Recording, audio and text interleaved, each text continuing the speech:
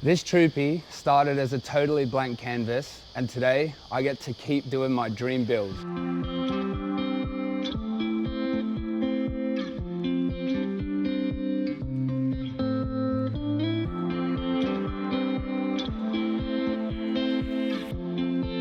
G'day, I'm Dan, and this is my brand new Troopy that I'm busy fitting out.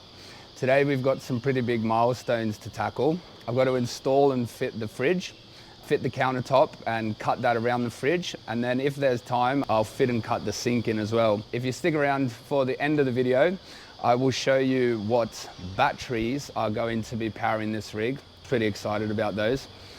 But before I can start anything today, I've run into a problem, and to be honest, it's good it happened now and not later on because, yeah, well, let's just say it's pretty lucky it's happened now. In the last video, I started the build totally from scratch. So had to remove the floor lining, lay the new floor, and then I was able to get round to doing some framing. The first thing we actually did in the build was put in the underbody water tank because I wasn't particularly excited about that, to be honest. So I wanted to get that one smashed out of the way early on. In the last video as well, I shared a little snippet of the sketch I had, the plans, but honestly it's more of like a napkin sketch, and I honestly thought I'd get away with it, but you know, I was wrong.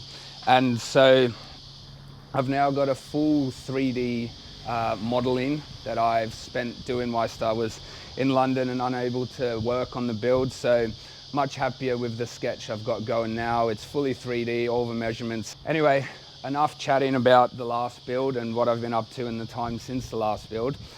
Today I've got to tackle my first task, and it's not what I thought I would be doing. So the problem I have is in this box, and I knew I'd have to do it at some stage, but I guess thankfully I'm having to do it now. And I don't know if you can guess what's in this box, but I'll give you a hint. It sits on the side of the car there. For those of you who like Troopies, you would have heard of the MaxTrax tables, and basically it sits on the side here, and no issues fitting it. But the reason why I'm lucky is because I was a bit of an idiot, to be honest. I knew I'd have to fix it to the side of the car, and I didn't really think about getting in behind the kitchen. So had I finished the kitchen build, it would have been a total nightmare having to access the back of the fixings. But thankfully, the kitchen is still very early days, and as you can see, I can still access all of this.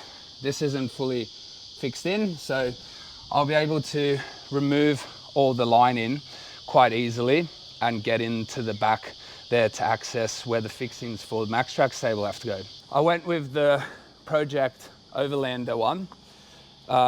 Just heard really good reviews about it, and people there were super friendly. I'm excited to fit this to the side of the car. So with the MaxTrax table, Project Overlander, they supply this template, which you masking tape onto the side of the Troopy, and it's got all the pre-drilled hole marks, so you can make your markings. And so first things first, now I've got to get the fridge out and get that lining removed so that we can access the back.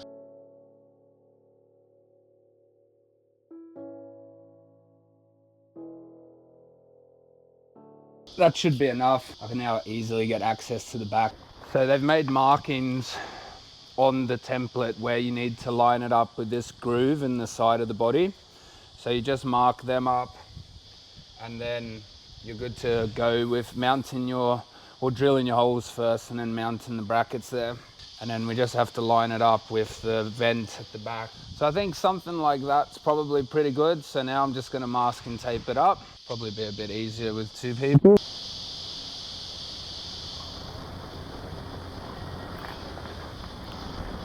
Cool, so now the holes are marked. So the next step, they recommend that you drill a pilot hole first, then you go in with the full size. This is one of those tasks that's scarier than what it actually is, but it's never nice drilling or cutting through a car. So starting with a 3mm pilot hole, and we'll make our way up to a 7mm, because 7mm is the final size.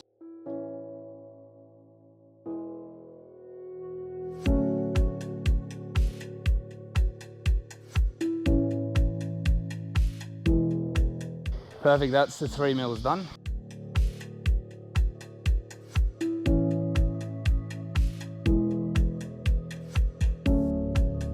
Five mil done. 7's done. Now just getting ready to rust proof the holes, paint them, let them cure. My old man's just got a spray can, but I don't really want to get overspray on the side of the car, so my plan is to spray some on this bit of cardboard packing and use a cotton earbud and just go around all the holes.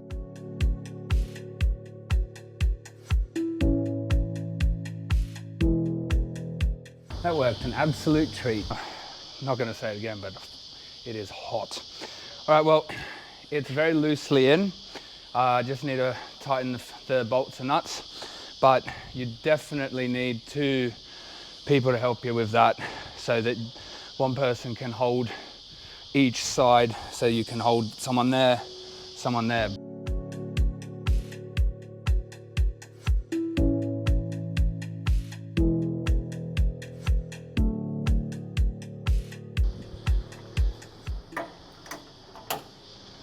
Whew. How good's that look? That looks so good. Well, there we go, it's fitted.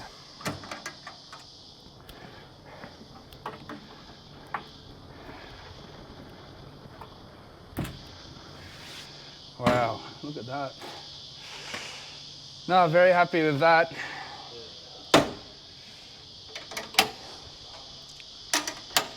So overall, that was not too difficult to fit, fairly straightforward. Never nice drilling holes in the car, but fairly easy. But definitely a two-man job to get it fitted. One inside and one out here, but I could not be more stoked with that. So problem solved. If I'd had the kitchen fitted, there is no way I would have been able to access that. This was getting in here, getting behind here and here was incredibly tough. Even if this framing wasn't there, you know, it's still a bit awkward because the bracket sits so high up. So if the kitchen had been built, I don't know what I would have done. There just would have been no way to access it. Probably would have had to scrap the MaxTrax table. So yes, job 1 done, stoked. So now what I need to do, modify this temporary fridge stand that I made and turn it into the permanent fridge stand. So the fridge is going to be elevated and it's going to stick out slightly from the bench. But so underneath, I don't want to lose all that space. Using this as the rough guide, and I'm going to go from there and see what I can make.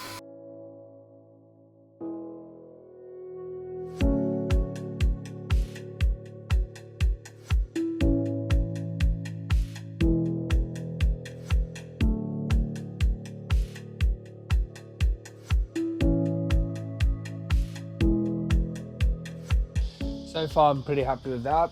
Bit of an odd shape, but had the wheel arch there to worry about.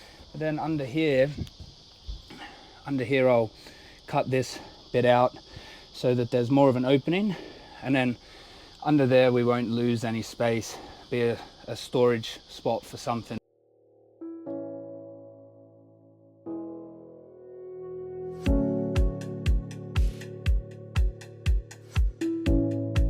Alrighty, the fridge is in its place. It's still loose, it's not in its final mounting, but much happier with that. Still got to cut this away, but then we'll get a whole bunch of storage in under there, which is good.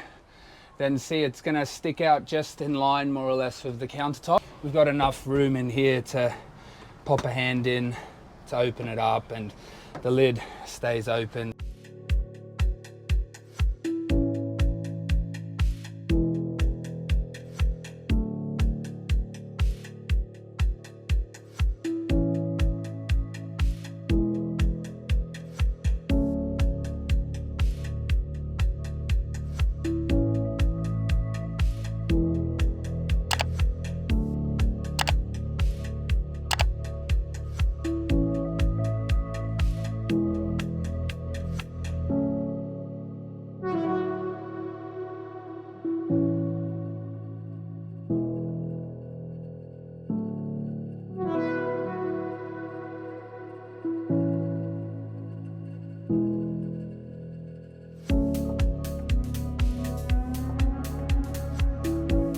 all in all, pretty stoked with today, being that there was pretty appalling weather for the most part. I was still able to smash out some framing, so you guys can see the fridge is much more secure now, and been able to start fitting out this section that's going to be drawers and whatnot.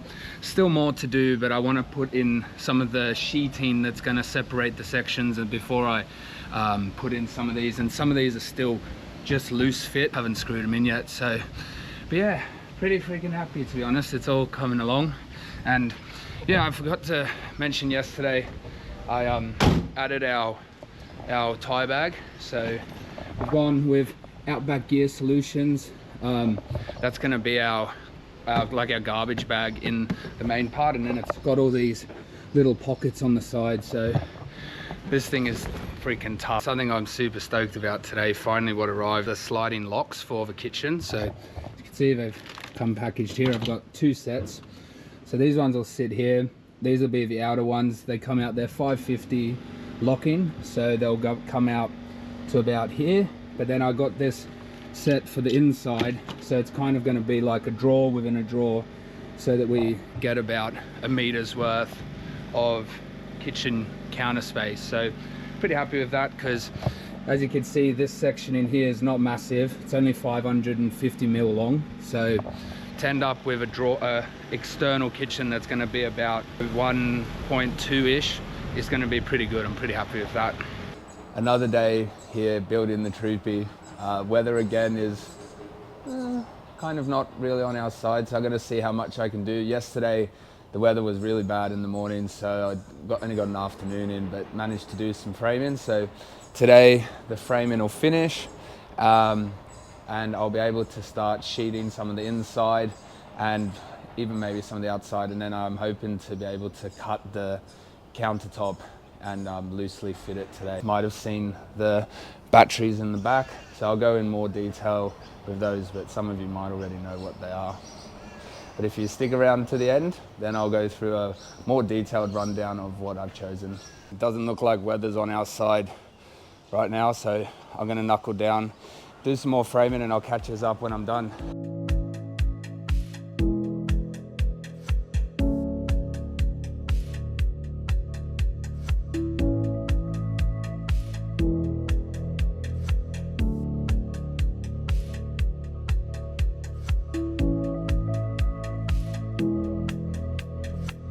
Still hasn't really stopped raining, but still pushing on. So as you can see, these are all loose, so they're not fitted just yet because I've got a vacuum and stuff. There's a bit of sawdust around, but so these are now more or less fitted, and so I'm pretty happy with that.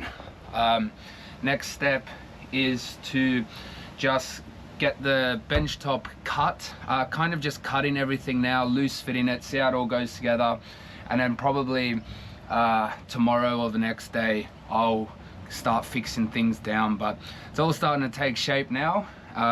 It's starting to look less and less like a woodwork project and more like something that's nearing the finished product. Thought I'd just add that I've used 7mm ply for the insides, because it doesn't need to be particularly strong. This cupboard, for instance, this one just here, this is probably going to be used for clothes storage and whatnot, so it doesn't have to be super strong, but it's sturdy enough, and it's really given the whole frame a lot of rigidity. So very happy with that. Fridge is looking pretty snug, pretty happy with that as well. So hopefully we just get some better weather to make it easier to film and show you guys what we're doing. So I'm measuring this to 1990.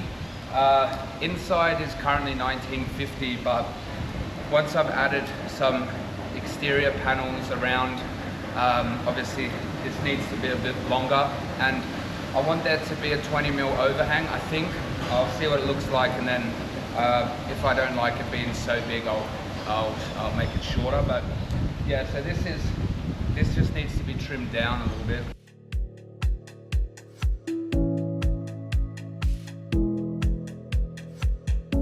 Clamp the bench top down, don't want it to move. Could probably be using a more sturdy table, but I don't have one available, so just see how it goes.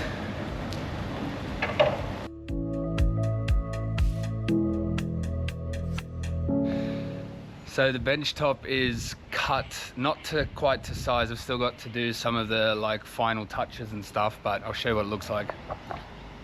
So it's starting to look pretty good. As you can see, I've not been able to get it yet flush with the wall. It's hitting here, so and it's hitting down the very end. But so the goal is to get this flush right up with the pillars. Yeah, it's looking pretty good. So the countertop is loosely fitted right now. I'm pretty happy with the fit, so I'm gonna cut in the cutout for where the fridge is going, and then I'll see. I'm not sure about such a big lip over the edge, but I can always cut that away if necessary. So yeah, now the cutout for the fridge, so can't make any mistakes with this one, so I've got to make sure that it gets done properly.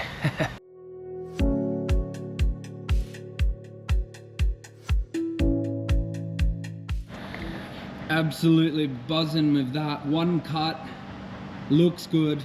Still gotta sand it down and get it all ready, but one cut. It's always scary cutting a bench top. But friggin' stoked with that. Woohoo! And another thing that's good is that the offcut from that will be able to be used as our inside table. We've got like one of those swivel tables that I'm going to install, so that is even better.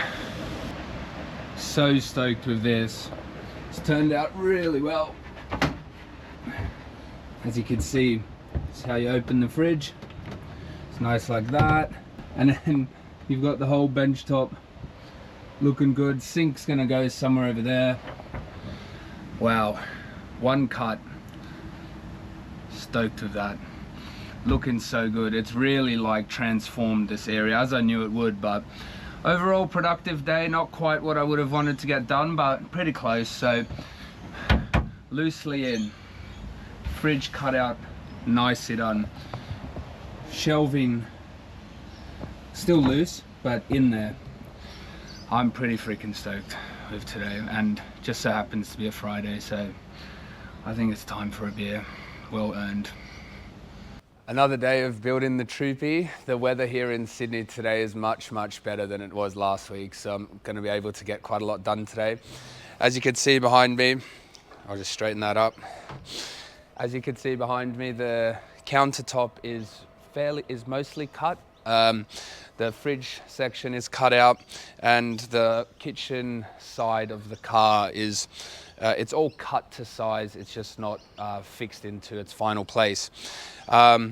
Two more things for this video. So the first is that I'm going to be cutting in the sink this morning. So I think that's the job we'll get started on. And then after that, I'll run through the battery setup that I've chosen to go for this Troopy build.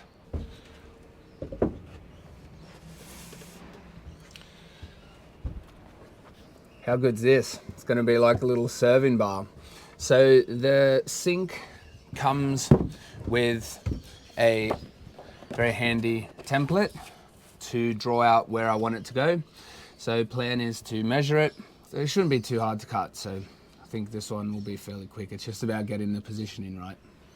I was thinking originally on the drawing to have the sink as close as possible, more or less to the edge, so that you maximize the countertop space. But then the practicality of that is that this part of the bed frame that comes down is right in the way. So see, I'm bumping right up against that. So I think the plan is I'll move the sink into a more usable position so that when you're stood here, you still technically bump up against it, but that's much better.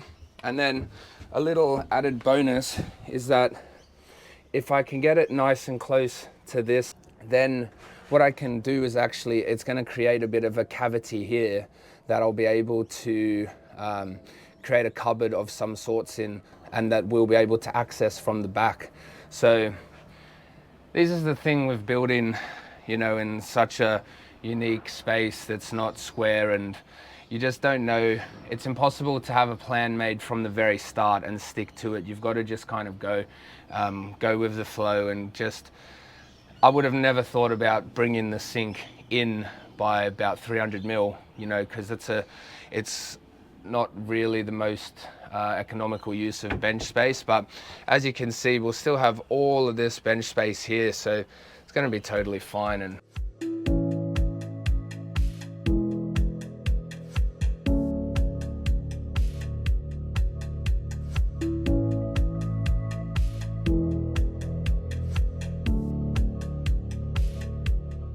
all right, the sink is finally in. It was a little trickier than I expected, just with some of the timber members underneath the bench top, so in the framing, that just had to cut a little bit out of, but I've made a right mess, so I've got to clean it all up, but then I'll show you what it looks like. All right, the sink is in, it's all tidied up.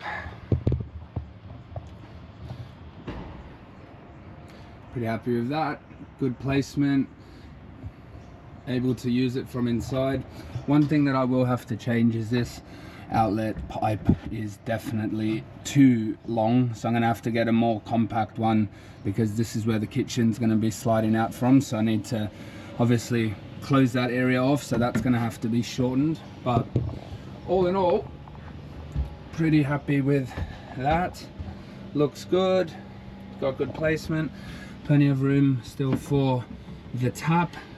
And then obviously, like I was saying earlier, you don't have to like hide underneath this thing to use it. You can stand here and use it quite comfortably. So task one of the day done. Much longer than expected, as is everything with building custom build. I don't know why it didn't ever really occur to me when I was designing this, just how well this whole bench top is going to work as kind of like a serving bar. Then when you team it up with the MaxTrax table, it's just going to be so good to, like, if someone's inside, you get things out real easy. It's just one of those nice little benefits that I didn't think of. So as promised, I said at the end of this video I would chat about the power supply that I've chosen for this build. So if you're still here in the video, thanks for watching so far. I hope you've liked it. So I've gone with the EcoFlow Delta 2 Max. A few reasons for this is it's a all-in-one, so it keeps it nice and simple. When I had the van's battery and that all set up and installed, it was quite expensive and also a little bit complicated. I'm not an auto electrician, so I would have literally no idea what I'm doing setting that stuff up, but got somebody to set it up for me and it worked great, don't get me wrong, but for the cost and the time and kind of how complicated it was to all set up, I thought I'd just rather go for an all-in-one. It's got an inbuilt inverter, so on the back end of this, it's got 4 plugs, it's got DC power, AC power, it's got everything you kind of need and want in a battery pack. The cost actually worked out kind of similar to when I had my stuff done for my van. So the EcoFlow do sales all the time, so never pay full price for anything. And also check out other shops that stock them, like Anaconda, because they also sell them for cheaper than EcoFlow's main website.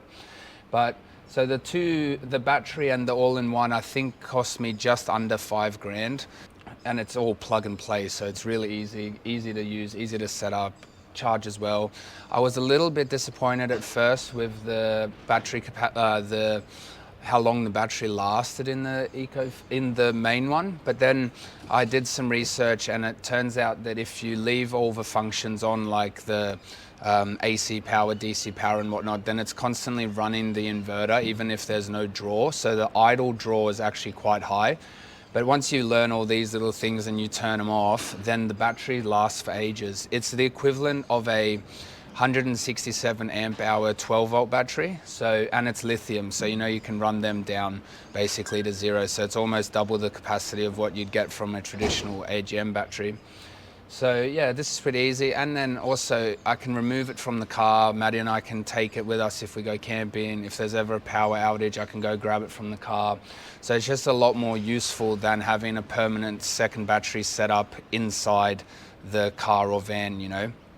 It's got a solar plug-in, so I got a solar blanket for it as well, which is really good. But ultimately it was just for ease, you know. Like I said, I'm not an auto electrician, so not really my area of expertise. I saw a few other van lifers and 1 or 2 other YouTubers who use EcoFlow, and so I thought I'd give it a go. And honestly, I would recommend it. It's so easy. Another thing I just wanted to add is that it's all very neat. You know, as you can see, it's just a single unit. So I don't know about, I know some people make these incredibly good looking, you know, electrical cupboards in their cars or vans, but I know with my van, it was kind of a cupboard that I didn't want to go into all that often. It was, yeah, not the cleanest setup, whereas this is so easy. So, you know, in the next video, I'm going to build the housing for it and where it's going to be stored, and you'll see that it's just nice and clean. Make sure to give this video a like a thumbs up, and if you want to see more of the Troopy build, or once it's done, what Mads and I are going to be up to traveling around Oz, then hit the subscribe button as well.